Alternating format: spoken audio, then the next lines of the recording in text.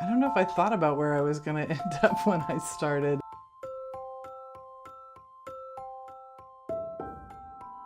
I have a real love of Texas and our landscape, and that I had as a kid for sure. I mean, I was an outdoorsy kid. Houston was pretty wide open, and even though it is a big city, we were way out on the outskirts, and yeah, it was a lot of running around barefoot, and yeah, I was picking wildflowers and learning their names. Part of what we do is about a sense of place, of knowing where you are and what makes it different from other places in the world. When we started out, people have mow and blow services that come and do the lawns, so we went into the niche of, we know when and how to prune the plants and what to do about pest issues, and we'll pull the weeds, and we know the weeds from the wildflowers. And I did the Master Gardener program, Travis County Master Gardeners, and learned from that. I worked for somebody else for a couple of years, and then I just kind of started with my own clients and learned along the way, and learned everything the hard way.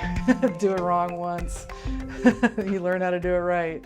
For 10 years, I worked in coffee. I used to be really into running coffee houses, and I thought I was going to have a coffee house. So I got my MBA at Champaign-Urbana, and then I moved here, and I just was burnt out. And I wanted to do something different, completely different. I had no idea what. The day I showed up, Julie had me pruning a Greg sage, which is now my favorite plant ever. And I totally thought I did not get the job because I was taking forever doing this. And so finally she was like, "Move it, we have to get out of here. Here, I'm gonna do it." And she was a whiz with the pruners and just like shaped it so fast. A lot of what I've learned about plants has come from her. We probably have the most overeducated staff in town. Everybody's really smart, really interesting people. I got my bachelor's in creative writing. Art history degree in college and did IT work for years and years and years. A double BA from UT in history and philosophy, and then I went on to graduate school at UT and took an advanced degree in Asian cultures and languages, focused on South Asian religious history, and I lived in India studying Hindi Urdu,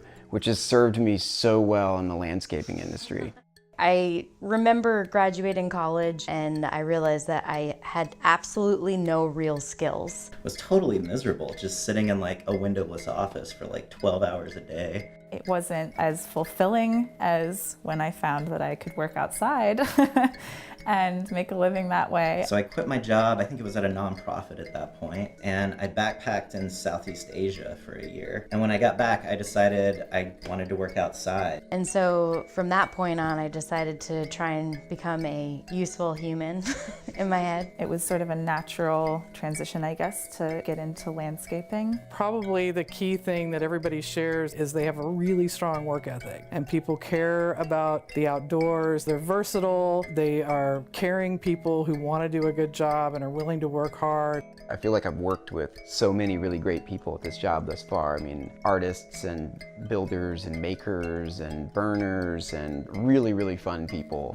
that are doing this type of work because they want to. Fertile Ground is just such a great asset to me because alongside everyone else, Reed especially has been teaching me about permaculture, which is so helpful in terms of viticulture and everything else. Just understanding soil and plants and seasons and just how everything is intertwined is incredibly impactful. We're the educated proletariat. We're the first ones with our backs against the walls when everything goes down, because we know how to grow things and we can argue about it.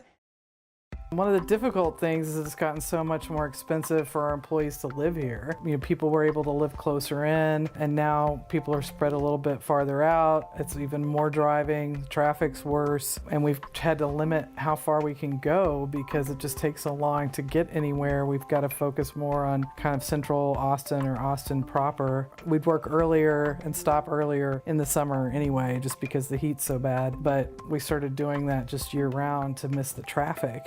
Some of the hard conversations are when you have to actually tell someone that they cannot do the thing that you actually need them to do. And there have been a lot of hard conversations where it's like, this isn't personal, but this is what the job is. To pick up the heavy things over there and move them over there for many hours in a row. And I understand if you can't do it, but what we do need is someone who can do it. We need people that don't have ego issues with working with women. We have women on the crew, different gender identities and sexualities on the crew too. They posted the Craigslist ad And that alone like called my attention because it was like, there'll be fears and tears, but there's also queers and beers. And like, just like the intro line to that, I was like, that's great. As far as, working in a woman-owned company in an extremely male-dominated, fairly toxic at points business, there's lots of spaces that we go to all the time. The dump and the metal yard and the rock yard and like all these places that we go, that having a woman-owned business go into those places and have to challenge those people's notions of how the world actually works. Julie and Alexa both are hardworking, smart, bust-ass women. You have to really know what you're talking about as a woman in order for people to believe that you know how to build anything, especially if you're small and look younger and a little bit colorful. People always ask me if my husband's in business with me. No, he's a software guy, works in an office. I can do this by myself. Fertile Ground kind of is the culture of Boston a little bit personified.